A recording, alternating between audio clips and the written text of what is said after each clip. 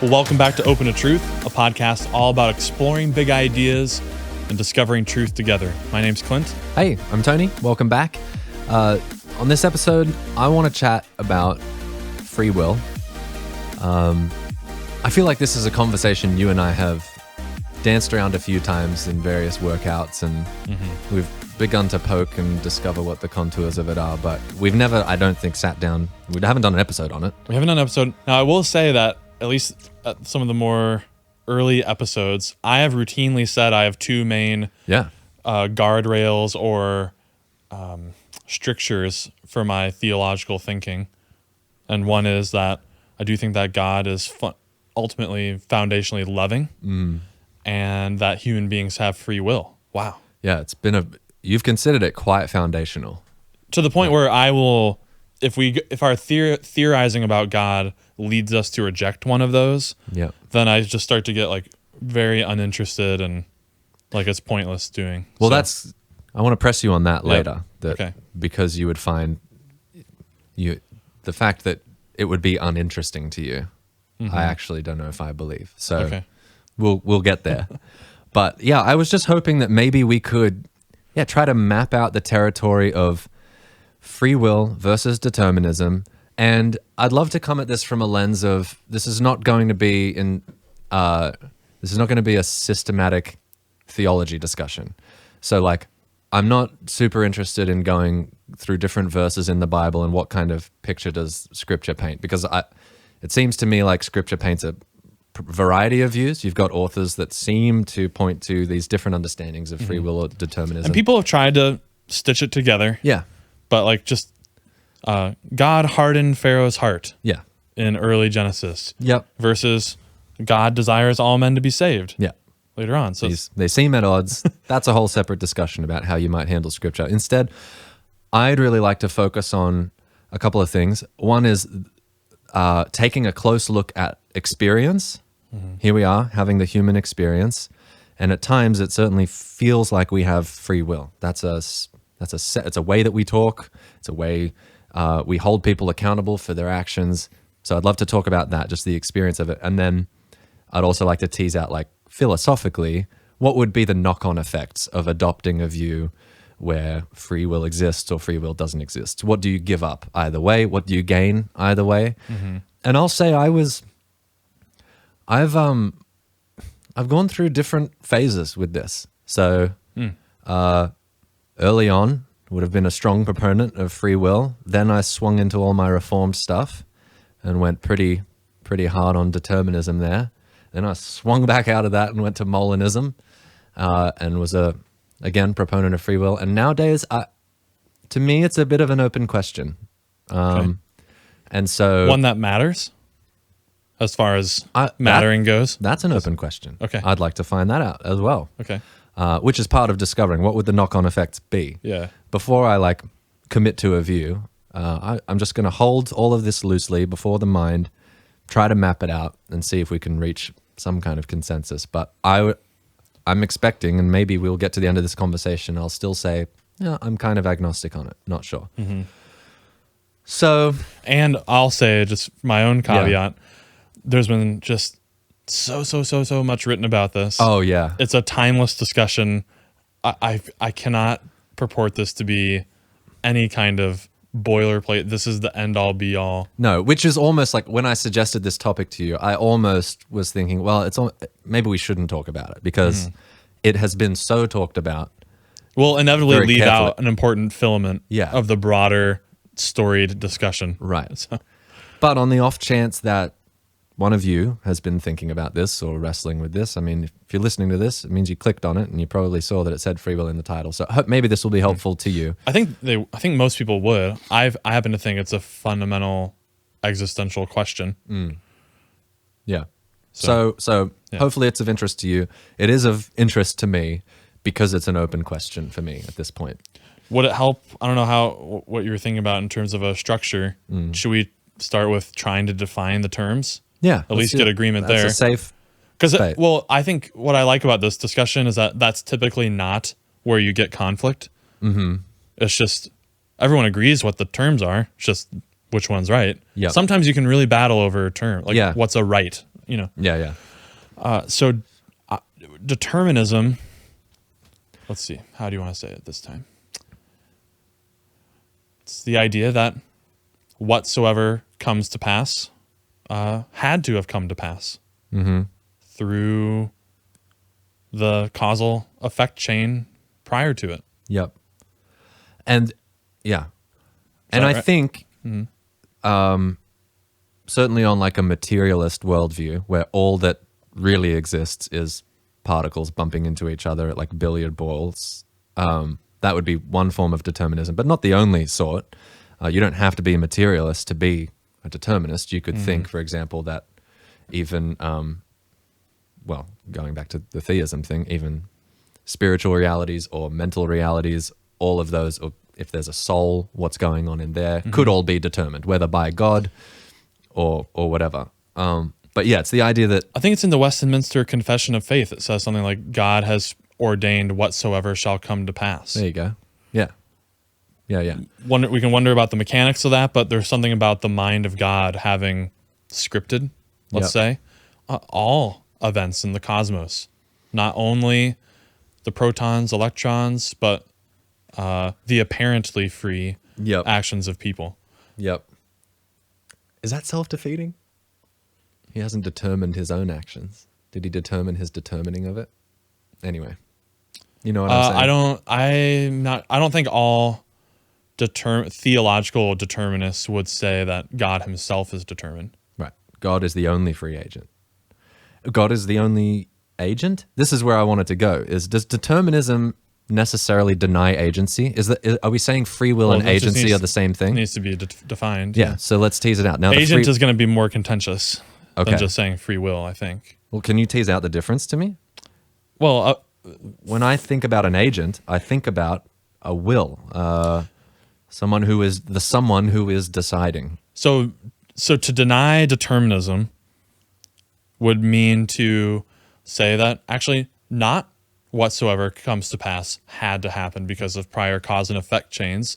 There's some flare up in the system that can send a billiard ball in a different direction that itself is unmoved in some way. There's something about this entity that doesn't have a prior chain necessitating every single aspect of it. Yeah. And so sometimes the locus of that has been a human soul or a will or a mind. We can kind of conflate all of those for now. Yep. There's a locus of agency, the ability to direct one's will in a certain way that's uncaused. Not uninfluenced, but uncaused. That, so to speak, I'm an I of sorts, that I would be in the driver's seat and able to do otherwise and or am, in some sense, the source of the actions. Mm-hmm. Yeah, that seems like a clear... So I did use the term agency in my description of free will. Yeah. So sure, I mean, but I think some people, I don't know if a determinist would just want to like totally give over that term. Okay. But I don't know if it's does too much work in the argument. All right. So is that a fair description of the two views? I think so. Or was it too jargony? Do we make it more simple? No, that's fair. That's fair. I just think, let's dive into then. Okay. The felt experience of what our intuitions say about this. One reason that I have routinely said that that's one of my guardrails is, and the reason I would find a lot of things much less interesting, is that it feels like one of the things that if I know anything at all, then this is something that I know. It's so near and dear to my experience. Really? That it would pull the rug out from under my entire epistemology. That maybe, okay, fine, maybe interest isn't the right word. Maybe I would still like have discussions and stuff if I thought otherwise, but do you just mean it would grieve you to give it up? It's like it would really upend the rest of the Jenga tower for you. It's at the bottom of the Jenga tower. Yeah, right. It's one or two of those. It might be two. Really? It would be one, and then the whole thing would fall. surely and below it all, maybe the tower that's reconstructed would have similar offices in there. Like it doesn't, just because I got rid of free will doesn't mean I have to suddenly think something different about abortion. right? But I think it would change a lot. Yeah. So you're acknowledging that there's emotional resistance to the idea because of how disorienting it could be, or how much work would need to be done to rebuild a I tower. don't even know if it's emotional. It's I guess in the sense of I need to be very wary to just ditch this. Yeah. It would be very costly mentally. Yeah. Yep. To No, I feel this. Yeah. restructure the whole thing. Yeah. Where is it on your Jenga tower? Oh, this is what I wanted to quiz you on. Surely just your consciousness is the foundational thing. Surely that is bedrock for me. That's the table the Jenga tower is even sitting on. Okay. Well, I mean, because I'm conscious. Yeah. Of this, there cannot be any doubt. Yeah. That to me is the one thing that I cannot be wrong about. Okay, fair enough. That's the But foundation. I'm not saying that about free will. I could be wrong. I could totally be wrong. Yeah, okay. I could remove that Jenga piece. I don't even know what it means to. It's just supporting a lot of other bricks, right? Yeah. Okay. I thought you'd find that more cute, that little comeback. Yeah. It's the table. I'm sorry that I didn't. I did want it to be part of the tower there for a moment, but I'll go with your analogy. Okay. Yeah, the consciousness is the table. Okay. So it's foundational for you in that way. And I agree that I have felt at times, well, certainly I've believed it, I've felt it, that I am choosing things. Mm-hmm. I have felt like I am. No, everyone can help themselves to that. There's this great line. I think it's the beginning of one of Richard Dawkins' books. Mm. He says, evolution is the story of how our world works that's apparently designed. And of course, Dawkins doesn't think it is designed. Yeah. But it does strike you as apparently so when you look at it. Yeah. So the same can be said for everyone in the discussion. It's like, wow, it really seems like I have free will. Yes. But I don't. You know, if you're a determinist. Yes. For these and these reasons. Well, for some of these guys, like a Sam Harris, who would be a proponent of a determinism of sorts, he doesn't think we have free will. Yeah. And I'm going to try to sort of channel my inner Sam for the sake of this discussion. So I'm going to say things I don't necessarily believe, but that's what we do here, just to try to tease it out. Sam is saying that although there might be, like you just said, the sensation of choosing, if you look very closely, you'll see that that isn't what's happening. Instead, what's happening is that you are, like you've said before, I am a thinking thing. And I think Sam would contend you are a sensing thing. You are not what you sense. I am not smell. I am not sound. I am not thought. I am the space in which all of those things arise. And so, in the case of decision making, I am also the space in which intention arises. Intentions are things that arise just like clouds in the sky, just like smells and sights. They arise and they pass away. Sometimes they result in action, but even the thought, I will do X, is something that arises. And so the claim is that if you look closely enough, you can't ever pinpoint where exactly the choice is being made. You can only ever discover that a choice has been made once it presents itself in consciousness. Does that make sense? I'm not sure. I mean, you can disagree, but did I outline it okay, or was I confusing there? I think so. Sorry, part of me my eyes might have glazed over because I was preparing my own response, so I apologize. That's all right. But I do trust that you described it well.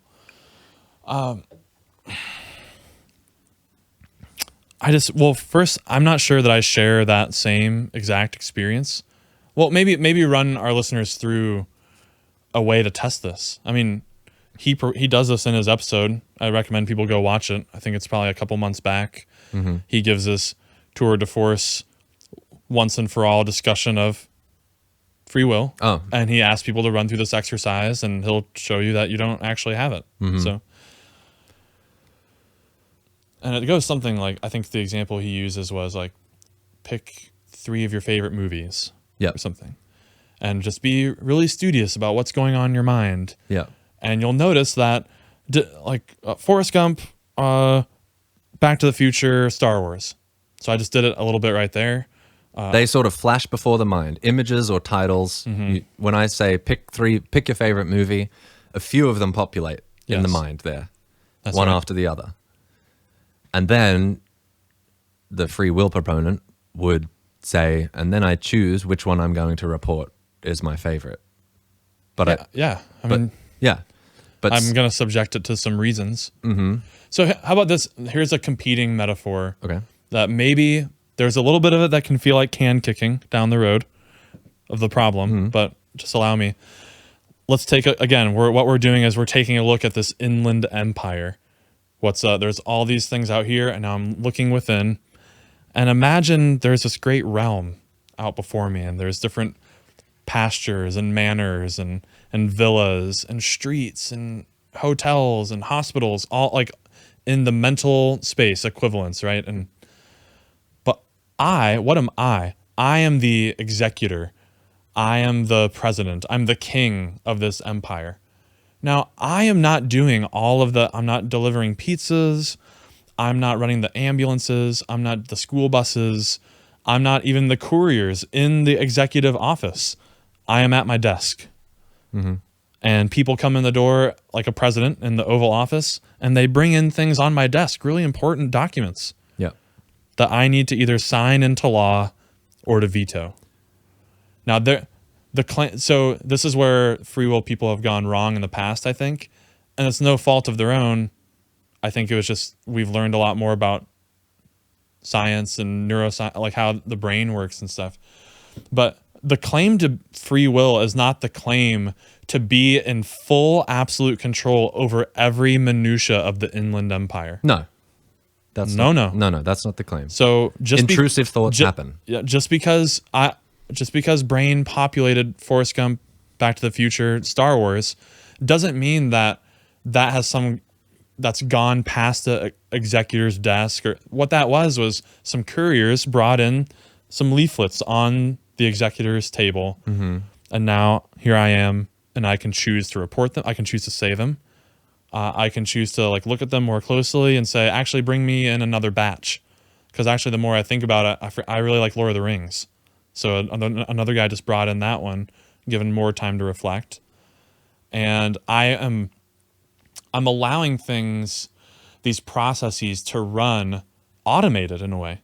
Like go run the movie algorithm. Go look back in the library and see some of the stuff that I liked. That's kind of what's going on. Yep. But meanwhile, I'm sitting up in my office.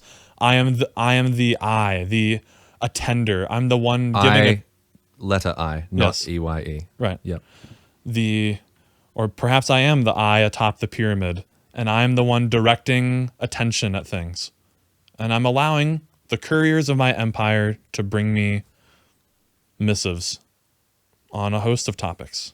And what's the evidence that you are this president? Well, that to me is a metaphor that describes my lived experience. That's what it feels like to be me. Right. I think Sam would say if you look closer at your actual experience there, It depends also, just to be clear, and I don't, because I'm worried that something might be smuggled in. Okay. And just if our listeners have the patience to maybe hit the pause button at that part in the conversation and go back to consciousness, because that's a super important thing that I'm worried. Maybe to your point, maybe it isn't okay just to say that's the table, that everyone's assuming the same thing about it. Maybe it's more conjoined with free will than you might think. But I am consciousness. I agree with that. I am a locus of consciousness. And just what it means to be conscious is that I am an attending thing. I'm attending to things. And I am directing it. Why do you think that? Why do you think you are directing it? Why are you not noticing thoughts arising? Like the three movies get populated, and then a thought comes. I don't like those 3. There's one I liked more. And then the thought comes, Lord of the Rings. And then a thought comes, yes, fetch me Lord of the Rings. But those are all just arising in consciousness. You only ever discover that you have made the decision. At what? I don't, that, maybe this is ultimately where it's inscrutable. But that to me seems, if we were worried about evidence for mine, I don't see any evidence for that. Really? I suppose, I mean, like I said, I think both are, how do I put it? They both might be unfalsifiable. Unfortunately, I'm worried about that right now. But so using my own metaphor then of the courier, like describe it that way. So I think I might reject the entire metaphor. There's just no executor. I mean, yeah, you are more like the eye on top of the pyramid, and you see it all. You see it all. You see the movies get populated. You see the thoughts rejecting. And it's almost like a movies. clothesline that you can move, and little things dangle in front of it. I don't know if it's more like sitting and watching clouds go by. It's like watching weather or watching a movie or something. And if it's true that you are consciousness, if that strip everything else away. Let's think about what you're not. Ship of Theseus. Or what is it? Ship of Theseus. Sure. Yeah. Strip away everything else that you're not.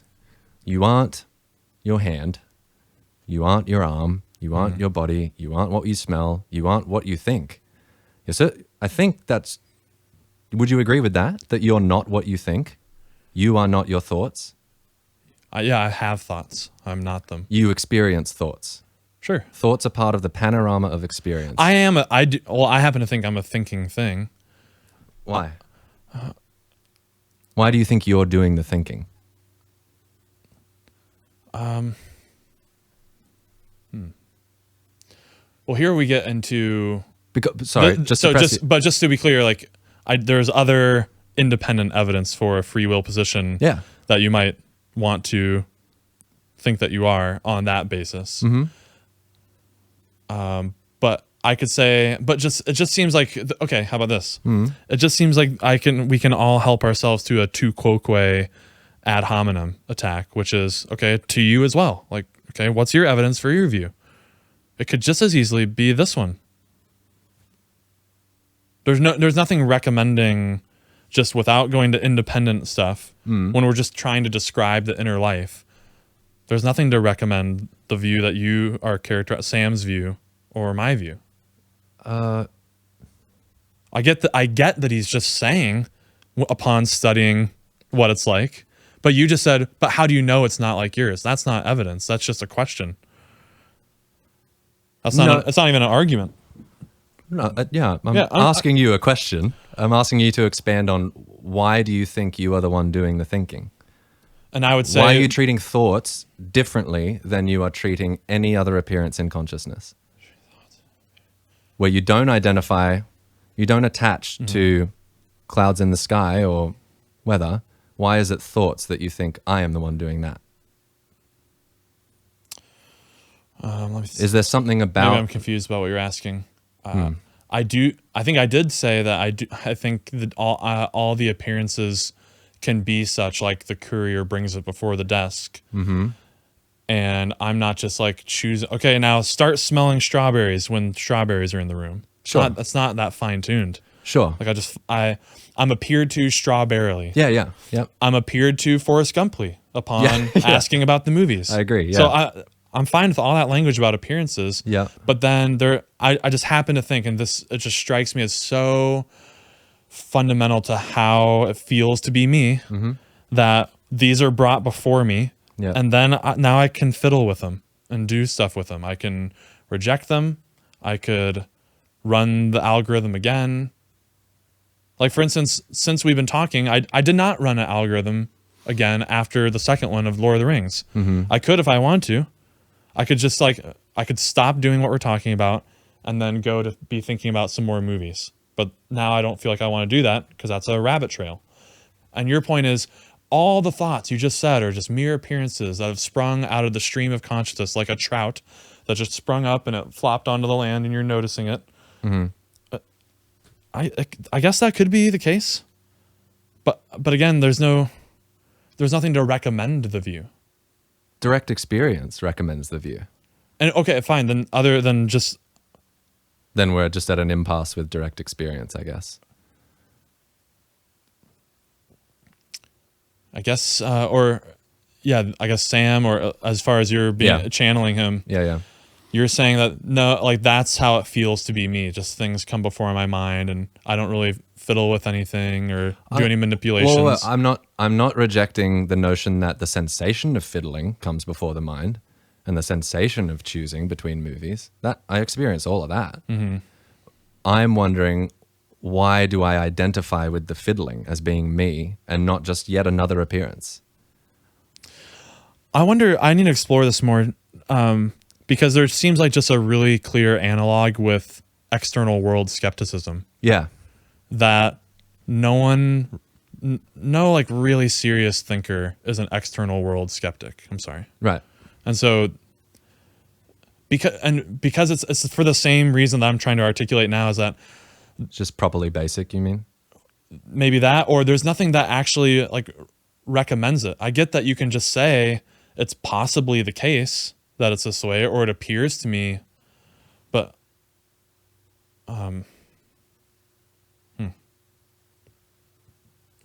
maybe this is then the move to independent evidence. Maybe. What is the independent? So yeah, just to be really clear. So I'm saying that I have executive control. Is that a helpful phrase when I say that? I know what you mean by that. Because again, in all of this, I do feel it. I feel agency, right? But when I look very closely, I see that even my feeling agency is an appearance in a more basic, a more prior condition of consciousness. First there is consciousness, then there is the feeling of agency, and the smell of strawberries. But that, okay, wait, here, all right, let me try this. I guess maybe I would agree with that also. Like, the fact that we could talk about it at all, everything that we talk about right now will of course be something that appears before consciousness. But that doesn't mean that's all that there is to be said about it. Like, that's the terminus of the explanation. Like, oh, well, you can't say anything more about it. It's just an appearance. Well, I know everything. Well, Forrest Gump was an appearance. Everything was an appearance. But I'm trying to say that, I guess, that because it's the mental life, the feeling like I'm doing something mental with those appearances is some evidence to me that I'm in control. I'm an executor of sorts. You're like, but no, it's just an appearance. Oh no, I already said yes to that. Yep, it is. But it's not merely so for this other thing that I'm talking about. And then I just feel like I'm met with, but it's an appearance. And we're past that. We all agree.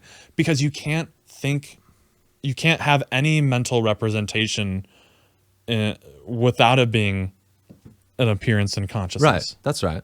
Yeah. Now I'm feeling like I've scored a point when I shouldn't have.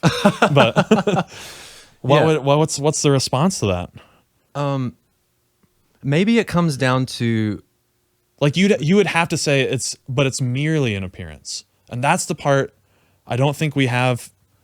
Yeah, say more about that, because I think that's right. There's something here about, on Sam's view, it is tied to the illusory nature of the self, which is that's the Buddhist claim, is that even your feeling of being an I is illusory. You experience it, it's there, like a hologram is there. So it's not false in the sense that it's not really a sensation you have. It is really, you really do feel like an I.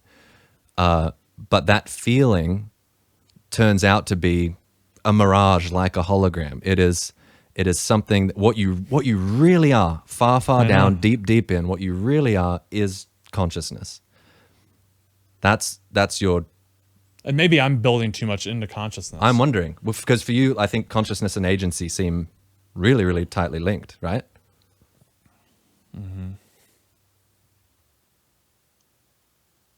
Can we sketch out a little bit of the independent evidence you've alluded to, and maybe some of the moral implications of these different views? Because viewers, you can examine your own experience.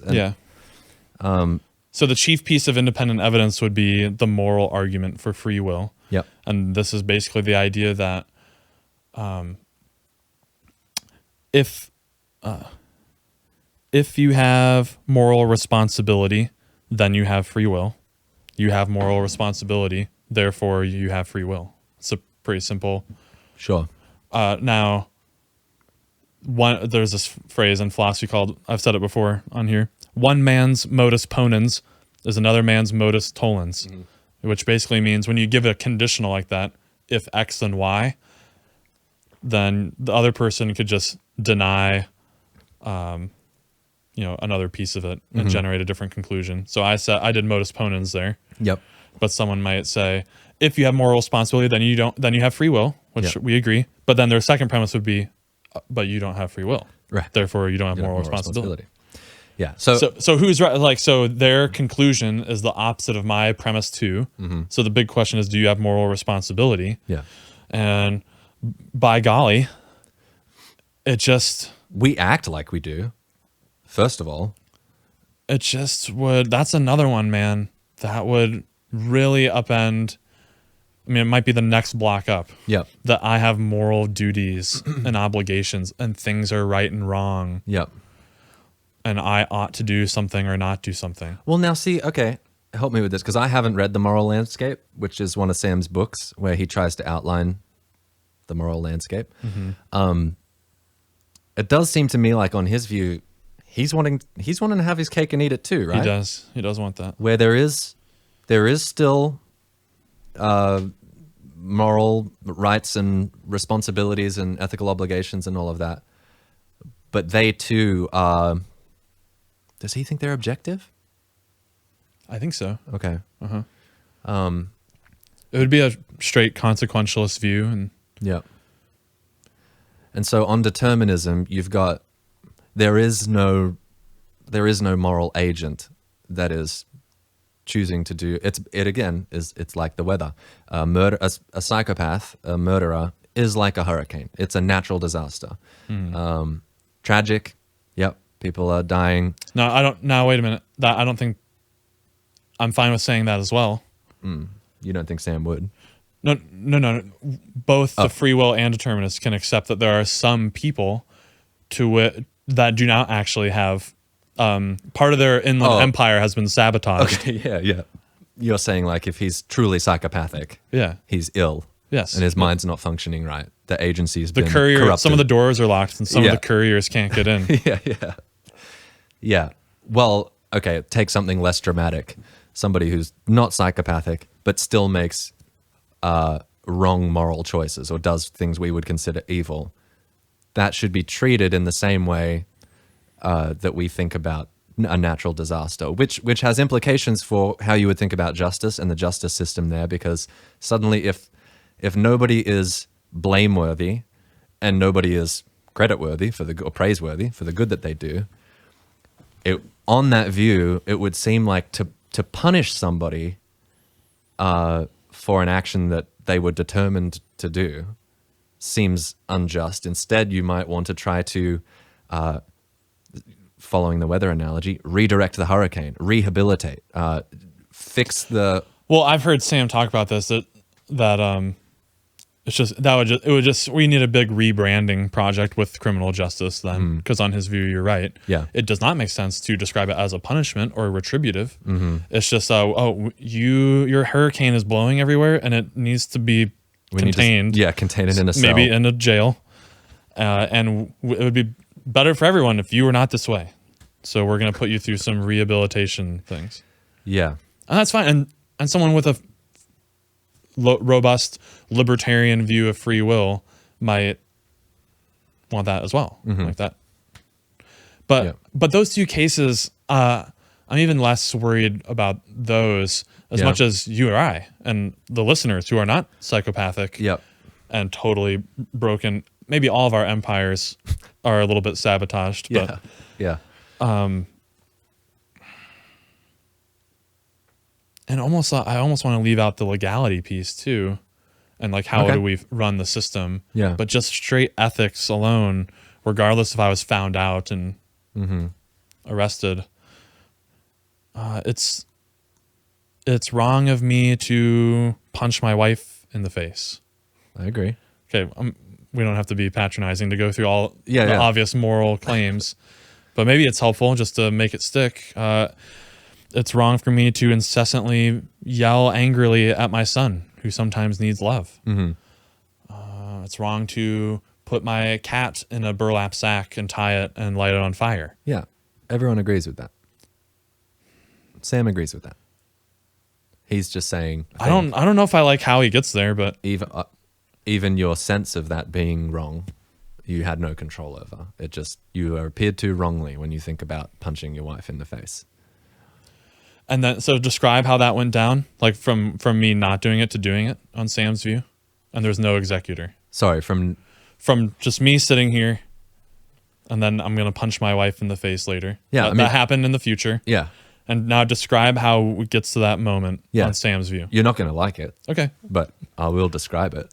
On Sam's view, you're sitting there, and you are having the sensation that you're sitting there, and anger is aroused in you. Suddenly, anger is present in consciousness, along with an intention to move your body in such a way that you'll punch your wife.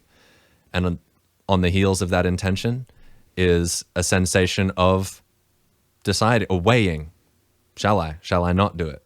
And on the heels of that is the appearance of a decision to do it. And then comes the punch, and you experience that. So I said you wouldn't like it. Oh, you're right. Yeah, you're I know right. you didn't.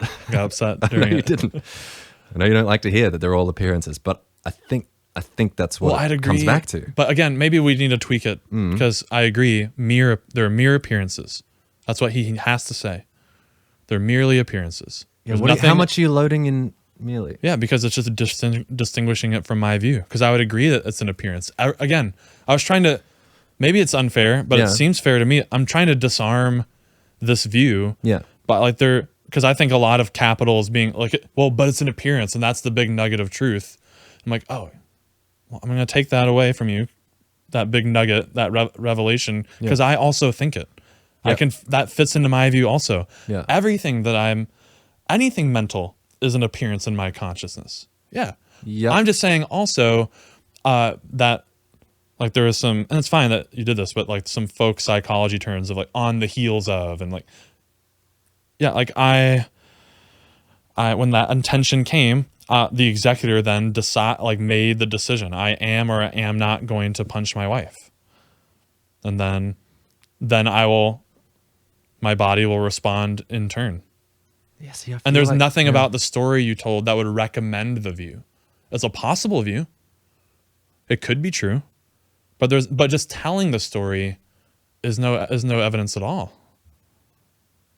And you might say, but you telling your story is no evidence at all. Yeah, but my evidence is that, man, it's really wrong to punch my wife. And now maybe this is where we need Sam or someone to step in and say how their view can make sense of moral requirements when your story was snapshots of a movie of, and I'm punching. Yeah, sure. I don't know that. I don't think you can. I mean, most people don't think you can. He's relatively on an island.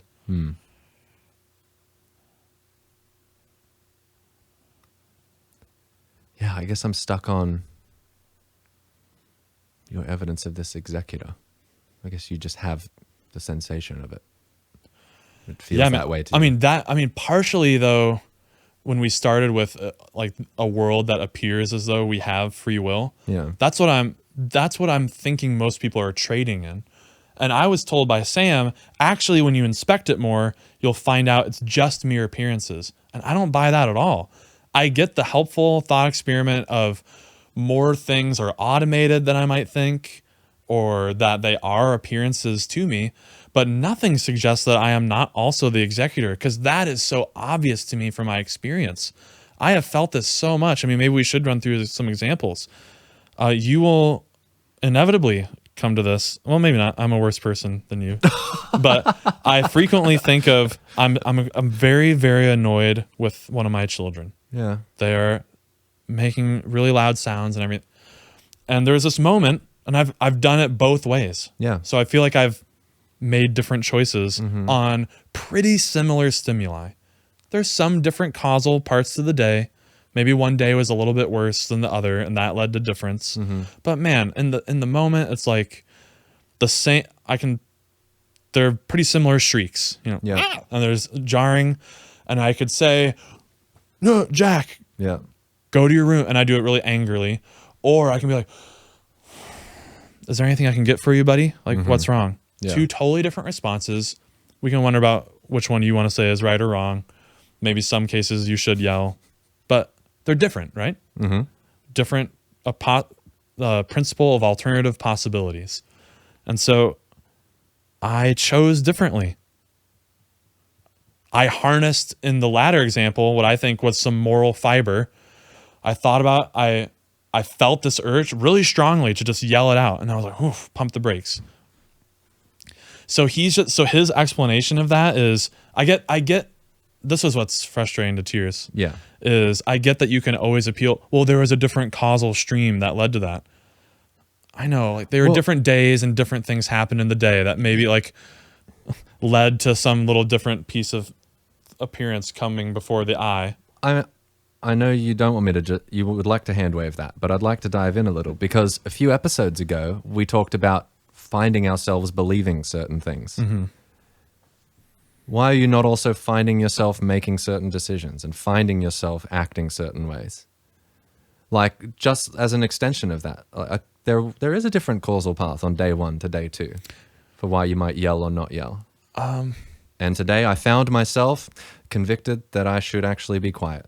And well, in that discussion, I did say I appealed to the notion of still having an executorship to go off and do some research that might lead me to finding myself believing something different. But I've had it go a third way too, where very angry, remember the Lord and Jesus and morals, and then screw that and still yell because it would feel good. Okay. So, I mean, yep. Can I push you one further? Because this has been I hope you have a silver bullet for this because it would help me. Okay. What do you make of the argument that you can only, I don't know, can only, or you do only ever do what you think is, how I need to be careful in how I phrase it. I want to say, you should have my revolver cocked and ready for my silver bullet. I know. I'm worried if I'm not careful with how I phrase it, I'm not going to clearly articulate the problem, but I am only ever choosing my self-interest. So in the example, it's going to feel good for me to yell at Bubby or whoever. Yeah. So in this case, I'm going to do the yelling, despite it being wrong on the grand scheme. I shouldn't have yelled here, but there's some pleasure that I want. I'm going to do it. Now in the other story, I'm sensing that if I yell at him, I'm going to then feel guilt. I don't want to feel guilt or shame. I want to feel virtuous. So I'm going to display patience today. In both cases, you're just trying to feel okay. You're trying to seek the good, whatever that would happen to be, whether it's the pleasure of yelling at him or it's the pleasure of avoiding guilt and feeling like I was virtuous And thus, today. whatever my brain happened to populate that convinced me in that moment that this is the good, then I will just do that. That's all you ever do is what you think is best. That's all you can never do. Is it just a word problem, or is there an actual problem there about us only being able to can we ever really be selfless? Because even our virtue, even our selfless acts, for me, if I really look at it, come from a sense of I will feel better if I am selfless. I will either feel like I did the right thing, or I will feel more virtuous, and maybe, or it will satisfy the empathy I have for this person. It will scratch my compassion itch in some way. And as much as I'd love to talk a big game about being others-focused and generous, I can't deny that I think just about all my virtue that I pursue, I do because I will feel better if I do it. You know, it's self-interested in that way. Does that make sense? Do you have can you help me?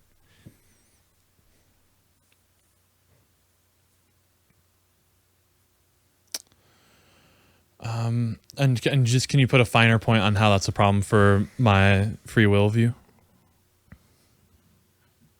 Maybe it's not. But in what sense is there?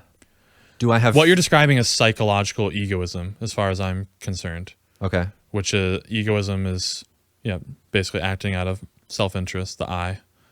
Yeah. And it's not ethical egoism. You're not saying it's always the right thing to do to act out of self-interest. But it is all it's psychological. I want to say it's all I can do. And in that sense, maybe we get to and the a lot of freedom people would thing. agree with you. I mean, that's a view. I can't do otherwise. And so in what sense am I free to do otherwise? Where is the freedom? If in every circumstance I'm at least, and just to be clear, it's at least like what seems to be good to me available at that time. Yeah. Not on the grand scheme. Not in hindsight. Certainly not. No. Yeah. No. Just in the moment.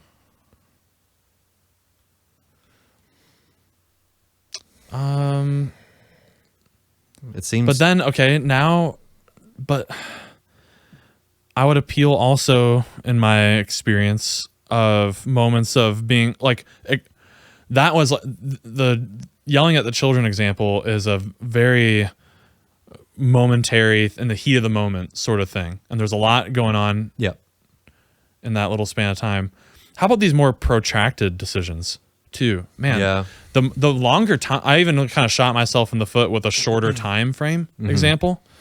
But some of these really protracted decisions, I think it starts to get even weaker for the determinist, because the longer you have to deliberate on something. Yeah. And like and again, it's you, the Sam arbiter, have to give a whole story about that word even. Like we have to deconstruct deliberation. Yeah. Well, that word does not mean what we think it means.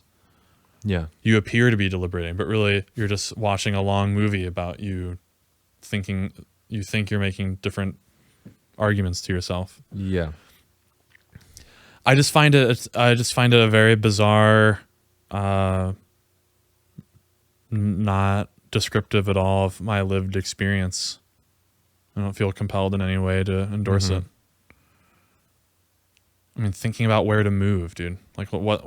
Let's take that example. There's so many factors that are going into it. I'm really sitting here and weighing options and running a cost-benefit analysis. Again, I understand that everything that I'm saying can be, but it's just an appearance. But you don't have evidence for the just. And you might say, but you don't have evidence for the executor.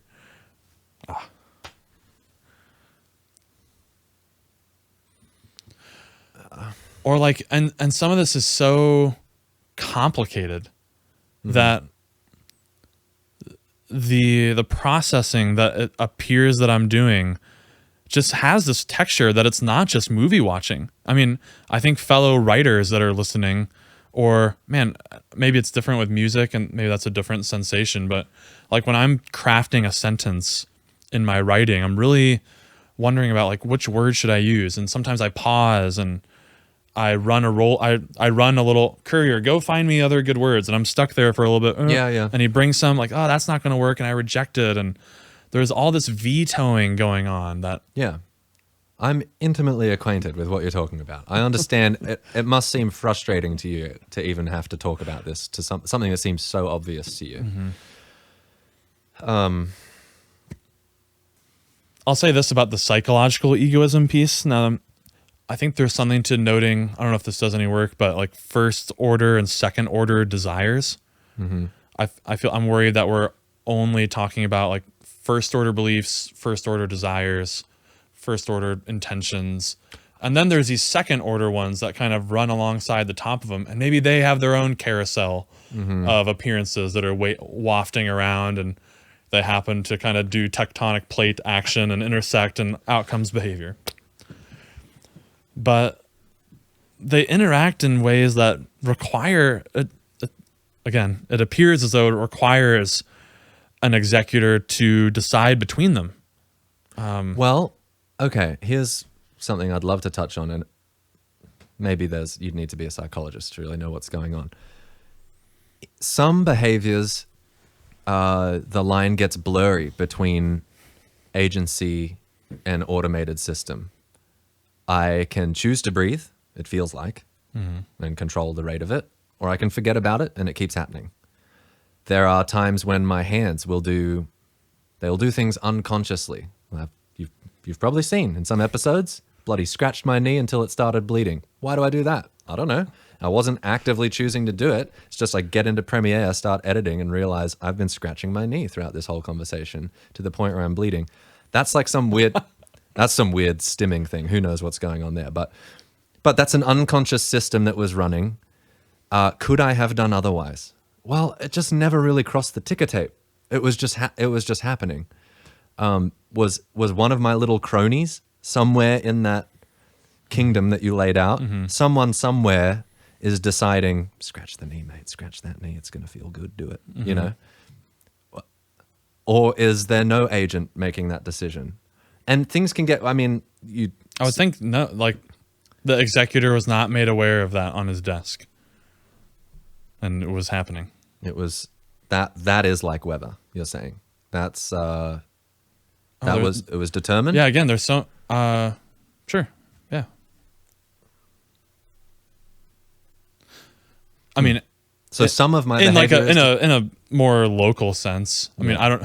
This is dark, but I don't know. There's maybe some free agents, either you or others along the way, sadly damaged your inland empire in some way to where that's a thing that you do. Yeah, you've developed a nervous tick. Part of my broken mind. Yeah. I don't know if you came out of the box that way, but yeah. But again, like I just want to make sure, and again, it's not about being right or anything, but but it totally is. But man, I feel like this has been left totally hanging. The moral responsibility. Yes. That I ought to be doing something. That only makes sense if there is free will. I'm with you on that. Okay. Yeah, that's the strongest argument. And I think maybe this is where I'd love to, gosh, if we ever get Sam on this show, that'd be just great. Because I'd love to quiz him. I feel like sometimes he talks out both sides of his mouth. As far as the idea of the self being illusory, that there is really no I, there's no executor. He can point to moments like, say, when you're caught up in a flow state, when whatever task you're doing, level of challenge and level of competence meet this equilibrium such that you are being perfectly challenged at just the right amount so that you are totally absorbed in the present moment. And in that moment, you have no self-conception, no sense of a self at all. You're just absorbed. I want to say that doesn't mean there is no self. It just means you are self-forgetful in that moment. You have forgotten yourself, which might be really pleasurable because I think being a self comes with all kinds of suffering attached. If you will, with my metaphor, suppose you're what's it called in the U.S.? The cabinet, the different department heads. You maybe perhaps the executor is being a little bit too loud in the meeting, and they say, "We got this. Just let us run it. Swivel the chair around, and we're gonna take it from here." Yeah. Stop barking orders. Something like that. Just let us take over. I mean, maybe I don't see why I'm not allowed to say that. Doesn't mean there's no executor. Yeah. But he's still listening in the meeting, and he's ready to get in if it gets out of hand. Yeah. That's how you get out of flow states. Yeah, if something interrupts you. Yeah. All right.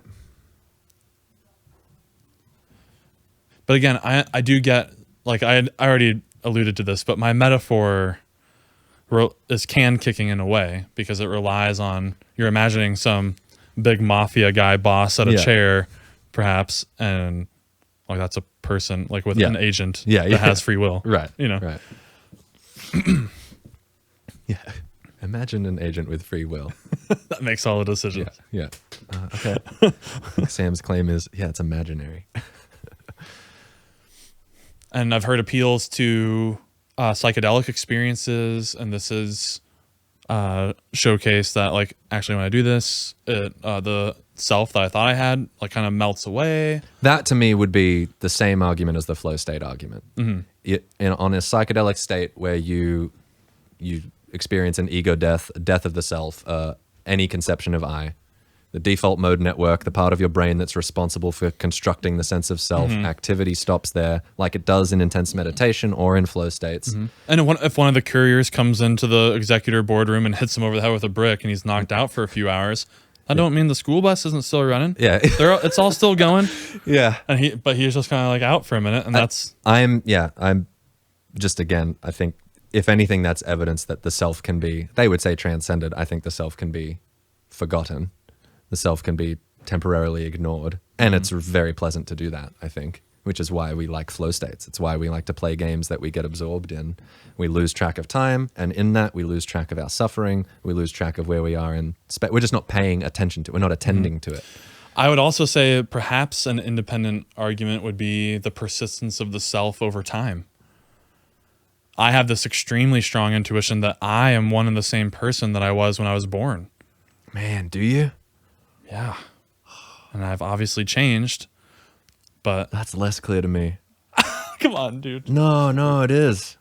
I mean, I understand Different. I have the memories. I have all the memories. But and denying it would mean maybe a big lie for our legal system. We'd have to adopt an as-if scenario. Yeah, I see. Where, like inheritances and like, I mean, ownership of property.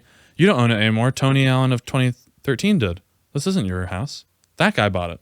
You know, he doesn't exist anymore. Yeah. Okay. No, I don't want to go there. No, you're right. No, but that's not. Well, but that's not a reason to reject a metaphysic. Why not? It would cause problems for our how we do things. Yeah. But it does try to show something a little bit absurd about it. The only thing I can point to as being, maybe not the only thing, I am so different than 5-year-old Tony. Mm-hmm. You know, just in almost every way, I am extremely but different. Not what you actually are. And this is where now we're getting into dualism versus materialism. And I think you are a simple thing. Mm-hmm. You are not complex. You're one isolated unit. That's a soul. That's consciousness. That's free will. I think he likes to sneak them in. You like to smuggle the free will in with the consciousness as being that's what a soul is. That's what a person is. Is that right? Because I'm sympathetic to it. It's attractive. Yeah, and I get that I might be betraying my thing from earlier about whether free will is in the Jenga tower or the table. Yeah. But I do think like I only have free will because I'm a conscious agent. It's the immaterial part of me that has the free will. It's not a biological thing. Yeah. It has to be. I That's gotcha. where and frankly, if we can just be frank here. We can, I think. And I don't want to impute any intellectual vice to Sam, but I do think that I think he would recognize, I think he's maybe even said as much, that a world of free will would mean a world of dualism. It's not, that free will is not a material thing. And so he would have to totally upend his worldview. Yes. And I think as would I. And that's why there's a great reluctance to do so. Mm-hmm. I don't think we're going to develop some materialistic version of free will. That hardly makes sense. Mm-hmm. You are a soul. You're an immaterial soul that's non-complex. You're a simple thing. That's what persists over time. That's the you. Okay? And, and it's an awareness that you direct toward things. That you direct toward. Yeah. I'm on board with all of that. And you choose how to direct it even. You choose how to direct. Where do thoughts fit in there? I mean, that's another aspect of the mental life. Is it part of the soul? You are again, I'm going back to this. Even just like, man, maybe this is too trippy or stupid, but yeah. Even if you just take a moment and wherever you are right now, hopefully don't close your eyes, but if you're driving, yeah. Maybe look around and try to, like, if you can, like, try to devoid thought for a moment and you're just kind of looking. And even in doing that, you're like, your attention is, and you're kind of like deciding whether you want to linger or look at certain things longer. I think there's something to that where I just feel really in control of what I'm doing right now. Which, yeah. And I mean, even with Sam's he has the whole waking up course and all of that, and is a big proponent of things like meditation, which in those, again, I think talking out both sides of his mouth, the exhortation is direct your attention. Well, how can I do that or not on his view, you know? Tony, wait, hold on. I've got to hear more about there needs to be a principle of sufficient reason or some kind of genuine explanation as to why one appearance comes up after the other one. Because on my view, it makes perfect sense. Again, you can reject, like, I don't like immaterial soul. That sounds all mystical. Okay, fine. But what it does is it gives me an actual explanation of how some mental states are arriving after another. Like I'm choosing to do something, and that's why it like. You don't think it's all just associations and like networks of neurons, and when this one fires and someone says movie, a bunch of synapses fire, and anything associated with movie triggers the next thought, and now Forrest Gump is there. I could see him giving a biological account of that. Even thought. Yeah. Like what is a thought? Yeah. That's I'd love to get clear about that. Yeah, it's like a splash of sorts on this. What? It's not a physical thing. It's immaterial. Yes, it is. You can't, but then why not be a free will person then? If you are fine with there being immaterial stuff, that you've flown the coop. You're so far from Sam's view at this point that he doesn't want you on his team.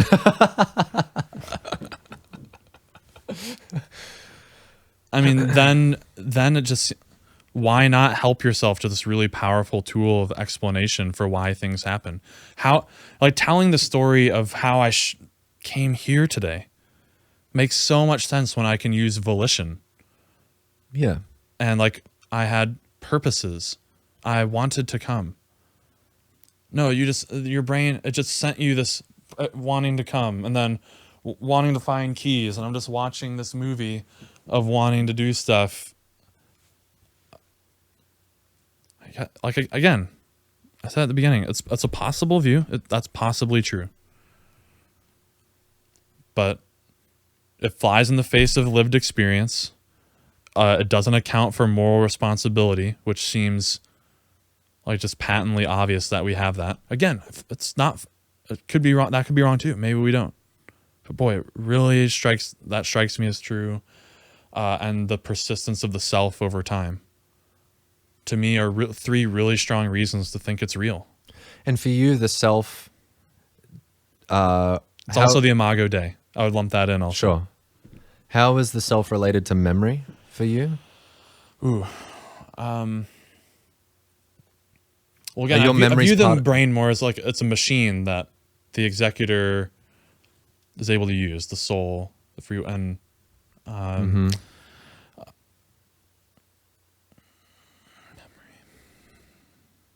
Are you your memories? Are they in some way? Are they embedded in the? Because it seems to me, brain damage results in memory loss. Memories seem like they're stored in the brain, not the immaterial soul, whatever that would be. So if I'm the thing that endures all the changes that take place from 5-year-old Tony to current Tony, I am the awareness, the consciousness that has witnessed all the changes, and on your view, I am the volition, the will that has brought about some of those changes. That part. What do I think? I'd have to think more about before I say definitively whether I have free will or I am a locus of free will. Okay. Yep. Maybe it's not a huge difference there, but okay. In any case, yeah. So far, so good. But memories don't seem wrapped up in that. Like you could get, maybe it's an open question in philosophy. You could get Alzheimer's tomorrow, lose a bunch of your memories. Would you still be Clint? I do. Yeah, I do think. I'm not too worried about that. Yeah. I'm more worried about just how does it work. Yeah. Well, certainly if we're talking about retaining them in some blissful type afterlife, that seems I don't really tricky. get the I don't get what we mean when we say it's stored in the brain. The memory of my birthday party. Like, I'm just wondering. I think neuroscientists correct me if I'm wrong. My understanding of that is that the brain has, what do they call them? Symbols, which would be collections, patterns of neurons that can fire that are associated with particular other patterns of neurons firing. So memories, like your 8-year-old birthday party or whatever it was, that's a particular firing pattern that can happen in your brain. And when it does, it results in this immaterial. So I'm with you. I think that there is the immaterial realm, the visuals, smells, the memories, anything associated with what happened at that birthday party. It has this knock-on effect of triggering all of those as well, and you have this conscious experience of sort of reliving it or remembering what it's like. That fascinates me. That helped me a little bit, but I'm still pretty bewildered by all that. Sure. I mean, it's bewildering. And just how that, fine, they all fire together, whatever we want to call it, and the collection, and describe all the neuroscience you want about it and blow me away. But then what is that? Like, why did that lead to a splashing of consciousness in a certain way? Yeah. Well, the mind-body problem. The hard problem, yeah. Yeah. But I mean, that trilogy of arguments. No, you got some strong points there. Yep. And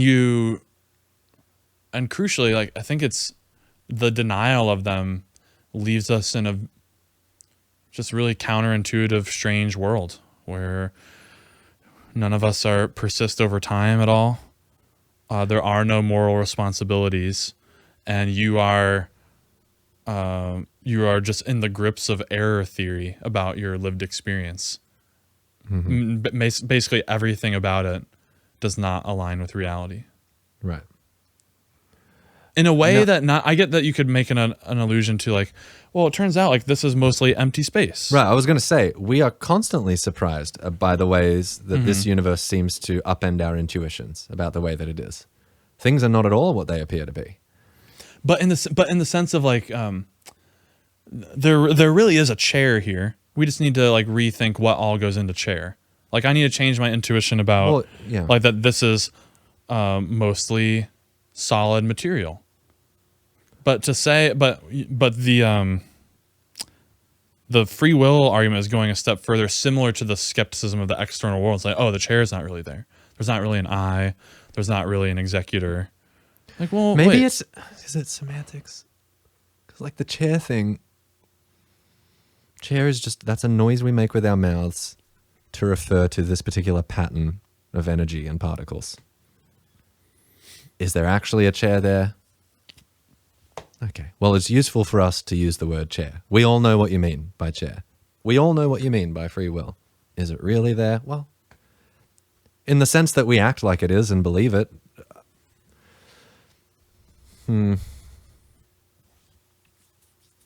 You've moved the needle for me. Okay. Yep.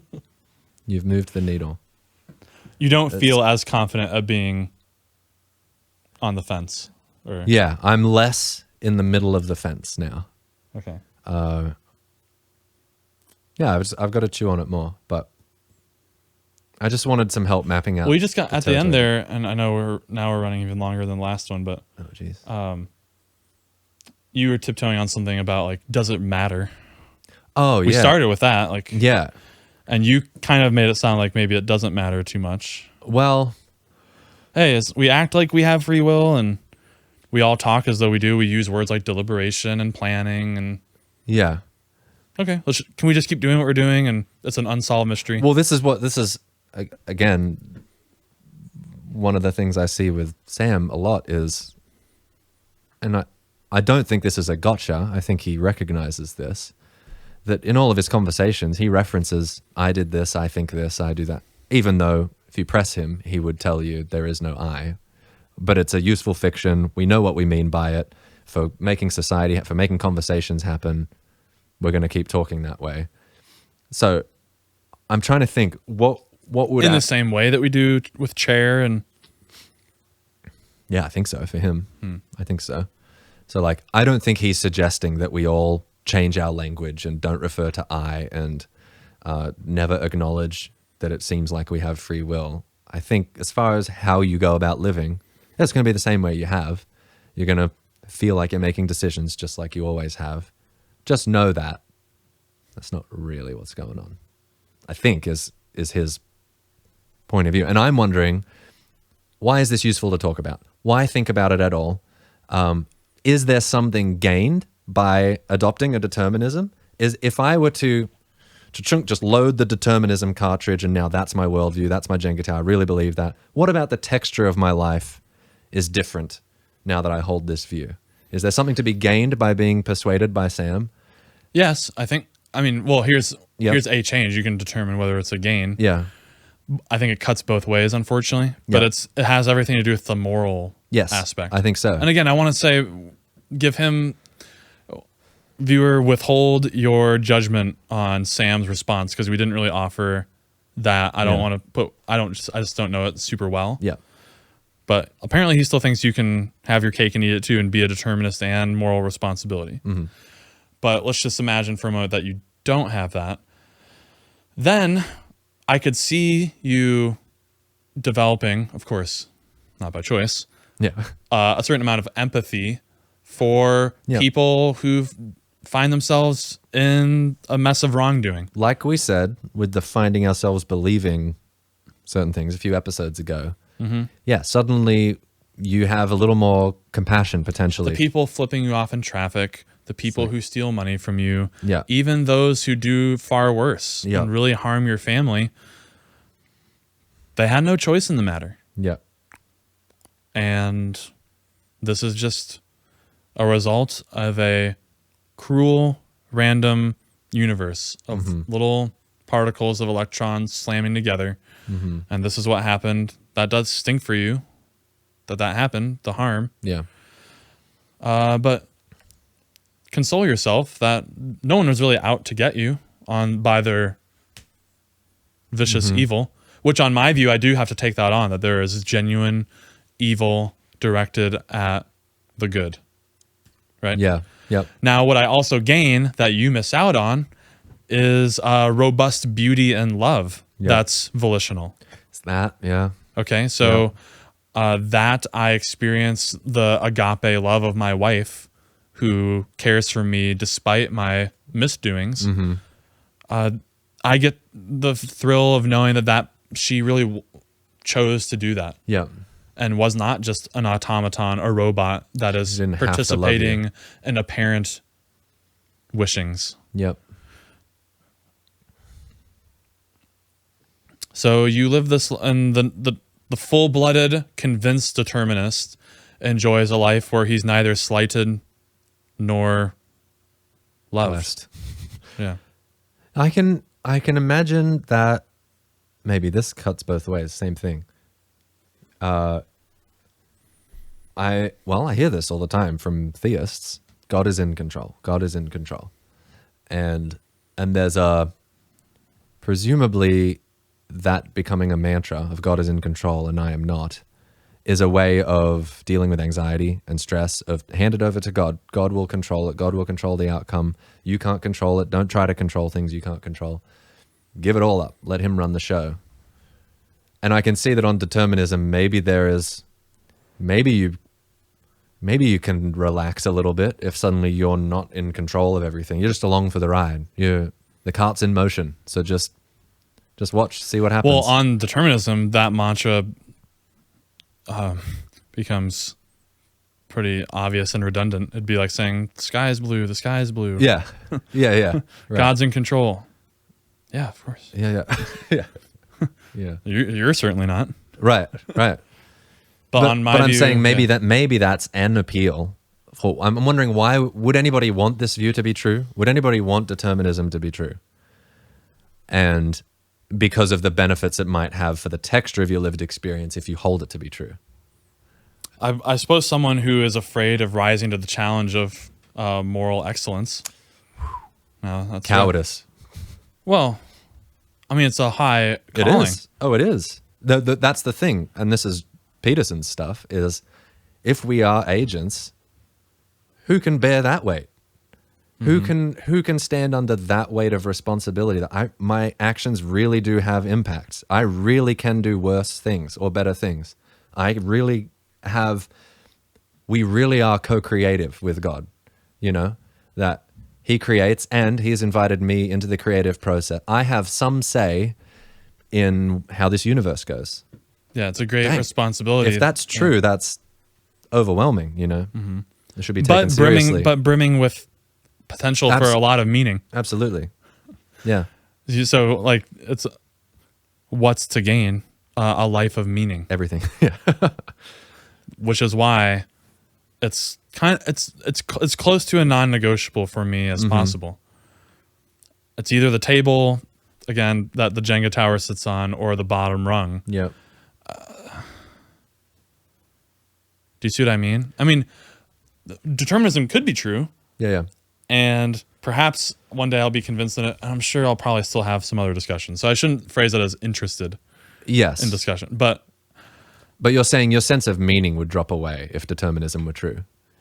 I think I'd have, yes. You don't think you could be similarly gripped to the movie of your own life as you are to Marvel movies and all the other movies you watch? You don't have agency over those characters on the screen. If you suddenly discovered you don't have agency over this one either, wouldn't you still be curious to see what happens and how it plays out? And maybe the meaning would drop away, but this is where I wanted to push you on your level of interest. Yeah. I still think I would pay very close attention to, okay, if it turned out there's no agent here, what the heck is happening and what's going to happen next? I think that would be a thought I'd have in a relatively privileged existence where the hills and valleys are not too severe. Fair enough.